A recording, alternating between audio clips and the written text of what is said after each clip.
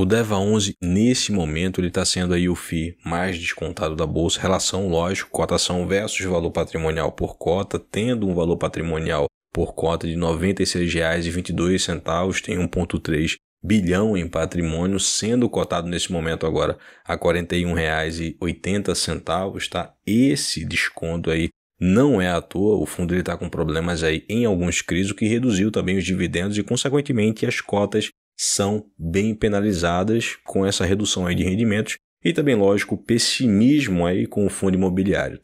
Mas será que a médio prazo isso tende a se normalizar? Será que não é uma boa oportunidade aí de desconto? Bom, já vou adiantando aqui que eu vou ser o mais pragmático possível para que torne aí a decisão melhor. Afinal, investir em um fundo imobiliário olhando apenas o desconto pode dar dor de cabeça aí no futuro. Já dá aquela voadora também no like, se ainda não fizer parte aqui dos acumuladores, considere se inscrever e também ativar o sino de notificações. Bom, em FIIs de tijolos, quando se tem problemas de vacância, não é o fim do mundo, porque os imóveis não vão sumir. Afinal, é um momento complicado, porém, ele é cíclico, que passa, mas em FIIs de papel, o buraco é bem mais embaixo. Porque se mantém ali o título um bom tempo, com inadimplência, se espera que o devedor ele honre a dívida e cumpra a taxa, caso não haja ali evolução ou um acordo, tá? Na amortização, se tem um problema ali das realizações de garantias, é um processo mais demorado e faz com que o fundo ele se complique bastante, porque o tempo que ele segura ali o título inadimplente, mesmo que não haja ali uma operação compromissada, e daí vem ali o prejuízo pela queda de rendimentos. E nesse caso, assim que o título tem problemas com o devedor, o valor no mercado secundário despenca. Por mais que pareça loucura, é melhor segurar e esperar o processo de execução de garantias. Olha, eu estou começando o vídeo assim porque é importante esclarecer logo de cara o que é que vem acontecendo aí com alguns títulos do DEVA 11. Como você pode ver aí na imagem, mesmo que de alguns meses atrás, e por esperar uma evolução nesses processos, até o último resultado mensal teve aí um atraso, inclusive foi bem cobrado aí pelos cotistas. A gestão esperava ali desenrolares mais positivos, né, para poder tentar tirar esse estigma de fundo problemático. Inclusive, eu vou salientar depois o porquê, né, esse problema não só aí no DEVA 11. No último relatório divulgado temos aí a gestão destacando o yield, mas eu não levaria muito em consideração a porcentagem alta porque as cotas caíram muito. Por isso, a relação valor a mercado versus dividendos está bem equilibrada. Algo que fica bem evidente também é a preocupação e acompanhamento das empresas devedoras e não houve nenhuma nova inadimplência referente a esse último relatório aí divulgado. Sim, é um fundo grande que tem problemas aí nos ativos, mas é muito transparente e detalhista também, o que também acaba até ajudando numa análise. E não apenas falando em histórico. Nessa imagem aí da carteira podemos ver que é uma carteira bem diversificada, só que tem aí esses problemas, né? Os títulos com sinal vermelho estão com devedores inadimplentes, sinal amarelo não é de alerta e sim de pagamentos em prazo de carência. Não é novidade que a maior porcentagem da inadimplência vem ali do segmento de multipropriedade, mas o setor corporativo também está bem complicado. Por incrível que pareça, tá? O segmento de loteamentos, na maioria, está em dia. São taxas aí, na maioria, em IPCA bem altas. Então, não é à toa que o devedor ele apanha bastante aí nesse momento de crise, principalmente.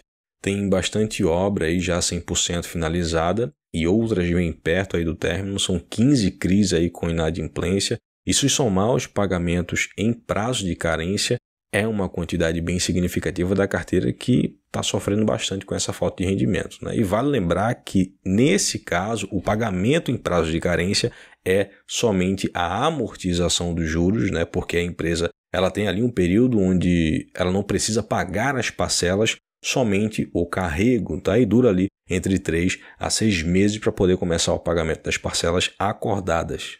É importante frisar isso aí, porque eu imagino que pode assustar bastante olhar a carteira de CRI do fundo e ver aí uma grande quantidade de título com sinal amarelo ali.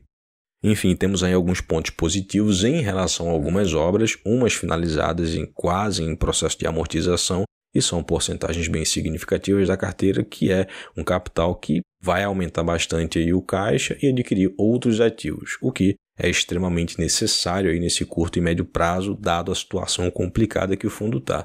E também, mais uma vez, o fundo reforçando a inadimplência em 3 empreendimentos que juntos somam aí 6% da carteira. Acho importante a transparência e a busca aí sempre por soluções, embora as coisas estejam bastante complicadas, né? Uma coisa que vale levar em consideração é o nível da carteira vendida, a média total até esse momento de finalização dos empreendimentos é de 84%, ou seja, apesar desse problema de inadimplência, isso dá também melhores perspectivas. E a média da carteira de CRI em andamento de obras tem aí uma média de 92%, ou seja, tem um risco operacional muito baixo pelo avanço aí das obras dos empreendimentos. Não podemos esquecer também que é um fundo que tem aí uma estratégia high yield. Então, quem compra deve saber que quanto mais rentável, maior o risco também. Não é à toa que no começo desse ciclo econômico o fundo estava surpreendendo, né? Mas tem aquela velha história que eu costumo falar aqui, dessa dualidade dos bons rendimentos de FIIs de papel, porque se de um lado tem investidores surfando muito bem essa alta por indexadores, na outra ponta tem aí empreendedor se sufocando para poder pagar mais caro pela sua dívida e em um momento complicado para o setor imobiliário.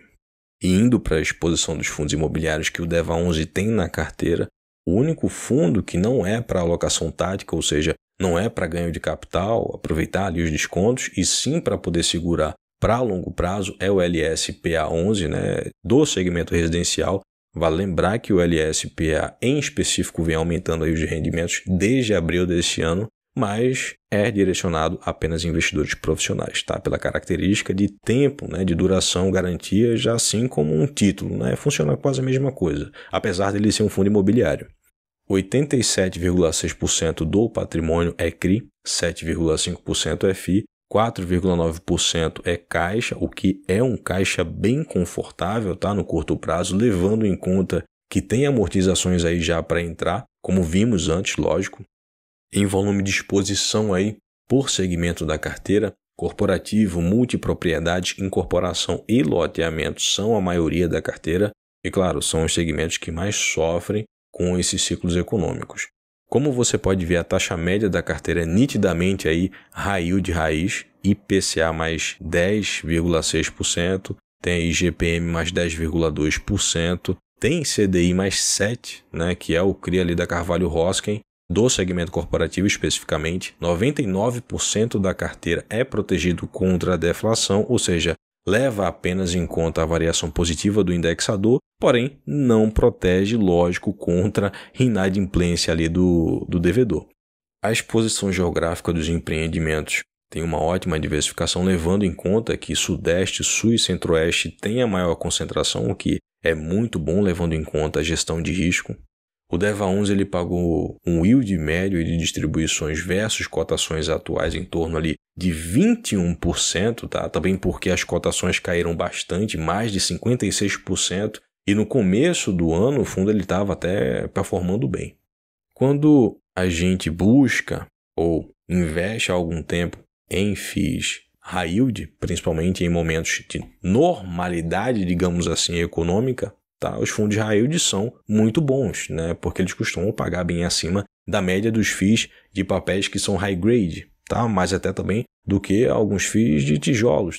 O problema é que a exposição ao risco tem consequências em momentos complicados, então isso já é esperado que aconteça em FIIs com essa estratégia especificamente. Agora, vendo pelo lado mais fundamentalista, né, a maioria da carteira está adimplente das obrigações, mas tem aí alguns títulos com prazo de carência, né, como eu expliquei antes, e observando o cenário de inflação nacional, podemos ter ali perspectivas de mais quedas de juros, né? Claro que essa recente alta ali do Brent de petróleo pode acender, lógico, um alerta, mas também não esconde ali o nível de enfraquecimento que a economia se deu. Além, claro, de ver a Europa desacelerando muito, principalmente a indústria, e o Fed, né, com falas mais hawkish, né, depois dessa subida aí de CPI, que é o núcleo de inflação do consumo de lá. Temos aí temores, né, de recessão voltando ao radar, para esse ano que vem e tudo, né, indica que estamos aí muito perto do fim, né, desse ciclo de juros altos e, claro, né, não necessariamente as bolsas elas vão subir, os ativos performar bem de imediato, não é assim que funciona. Mas aos poucos os ativos que se desvalorizaram demais, eles tendem aí a começar a performar melhor, sendo influenciados pelos impactos positivos do fim do ciclo de aperto na economia real. Então, demora um pouquinho mais de tempo. Para quem tem um horizonte de tempo maior, gosta de aproveitar descontos excessivos, é uma boa opção. Porém, é importante ficar ciente da estratégia de risco desse segmento aí. High yield não é para qualquer um. Mas essa é a minha opinião. Como eu falei no início, o mais pragmática possível para que sua decisão seja aí um pouco mais sã.